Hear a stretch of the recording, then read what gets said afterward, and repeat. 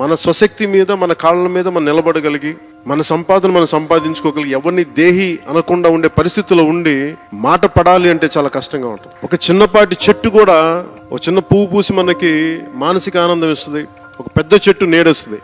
కానీ మనిషే స్వార్థంగా ఏ పని చేయడు, ఎందుకంటే తన కోసం బతికేవాడు మనిషి. దేశ విభజన సమయంలో ఎన్ని లక్షల మందిని ఊచకోత కోసారు, మనం మర్చిపోయాం. మనందరం నా కోసం కాదు, మన 10 మంది కోసం ఎంతో కొంతమంది చెయ్యాలి.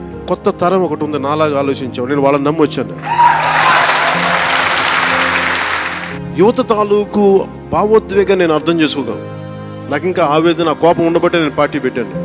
భావజాలంతో వచ్చిన వ్యక్తులే పార్టీలో నిలబడతారు, కానీ భావజాలంతో రాని వాళ్ళు వెళ్ళిపోతారు ఇక్కడి నుంచి. నేను అధికారం కోసం అరువులు చాచను, అధికారం కోసం అడ్డదారులు తొక్కను, అధికారం కోసం ఒకరి మోచేతి నీళ్లు తాగను. మనకు కావాల్సింది చాలా హుందాగా బాధ్యతతో కూడిన అధికారం కావాలి. మన మాట వినాలంటే ముందు మనం సరైన వాళ్ళం కావాలి. జీవితంలో ఏమి జరిగినా జరగపోయినప్పటికీ నేనైతే ఏ ఆశయంతో అయితే పెట్టానో దాని మీద నేను వెనకడుగేయను. కష్టాలు ఉంటాయి, దీంట్లో నష్టాలు ఉంటాయి.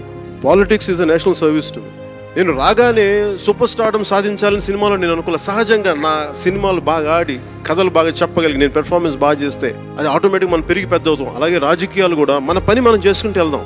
అది ఈ రోజు అధికారం ఇస్తా, రేపు అధికారం ఇస్తాం నేను చూడట్లేదు. విమర్శించే వాళ్ళకి మటుకు చాలా ఘాటుగా సమాధానం చెప్పాలి. నేను సహనాన్ని బోధిస్తాను. సహనం అని చెప్పి పిరికితనం కాదు, పిరికితనంగా కూర్చోమని నేను చెప్పను. ధైర్యం ఉన్నవాడికి సహనం ఉంటుంది.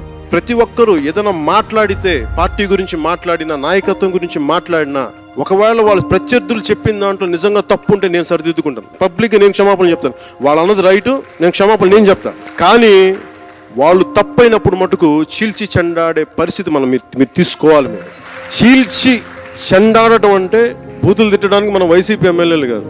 గౌరవం ఇవ్వాల్సిన చోట గౌరవం ఇవ్వండి. చాలా సామరస్యంగా మాట్లాడదాం, బలంగా మాట్లాడదాం. నేను మిమ్మల్ని రక్షించుకుంటాను. భావితరాలకి బలమైన పార్టీ ఒకటి ఉంది, నిలబడింది. ఎందుకు మన దగ్గరికి ఇంతమంది ప్రజలు వస్తారు? మన దగ్గర కష్టాలలో ఉన్న ప్రజలకి కన్నీళ్లు తుడిచే పార్టీ జనసేన. అమరావతి మన రైతులు మాట్లాడుతుంటే ఇదే సభలో వాళ్ళు ఇదే చెప్తాను, మేము మీకు ఓటే లేదు, నీ చిత్తశుద్ధిని శంకించేవాళ్ళం, కానీ ఈరోజు చెప్తున్నాం నువ్వు మాకు సహాయం చేయమని. అసలు మీరేం చేస్తారని అనుకునేవాళ్ళం, కానీ మాకు రాను రాను మీ పార్టీ తాలూకు ఆశయాలు మాకు అర్థమవుతున్నాయి. ఈ రోజున మీరు వచ్చి బలమైన వ్యవస్థ ఉన్న తెలుగుదేశం పార్టీ కంటే కూడా జనసేన నమ్ముతున్నారు. ఈ రోజున ఇంతకు మించి విజయం ఏం కావాలి మనకి? కష్టాల్లో ఉన్న ప్రజలు ఏం గుర్తొస్తున్నారు? జనసేనే గుర్తొస్తుంది. ఒక్క ఛాన్స్ అని చెప్పేవా మనం వంచిన వాళ్ళు కాదు. మీరు ఒక్క ఛాన్స్ ఇవ్వకపోయినా మేము మీ వెంట ఉంటామని చెప్పేవాళ్ళం. మనం ఈ రోజున జనసేనకి ఇంత బలం దేనికి ఉంది అంటే మన నైతికంగా చాలా బలమైన వ్యక్తులం కాబట్టి. అందువల్ల ఎవరినైనా సరే బలంగా కూర్చొని నిలదీసి ప్రశ్నించగలం. ప్రతిదీ డబ్బులతో 1000 కోట్లు 100 కోట్లు ఉంటేనే మార్పు వస్తాయి అనుకుంటే ఒక కాంశీరామ్ గారు లాంటి వ్యక్తి వచ్చేవాళ్ళు కాదు ఈ భారతదేశం. ప్రతి జన సైనికుడు కనుక 5 మందిని ప్రభావితం కానీ చేయగలిగితే, ఒక్కొక్కరు మనకుంది తక్కువలో తక్కువ కనీసం 1000 ఉంటారు, వాళ్ళు 10,000 మందిని ప్రభావితం చేయగలరు. మీరు ఇవ్వాల్సిందల్లా కాలం, నమ్మకం, అంతే. డబ్బు ఉంటేనే రాజకీయాలు చేయొచ్చని పక్కన పెట్టి ఆశయంతో, నమ్మకంతో ముందుకెళ్దాం. ఖచ్చితంగా మున్సిపల్ ఎన్నికల్లో ఖాతాలు తెరుద్దాం. దీనికి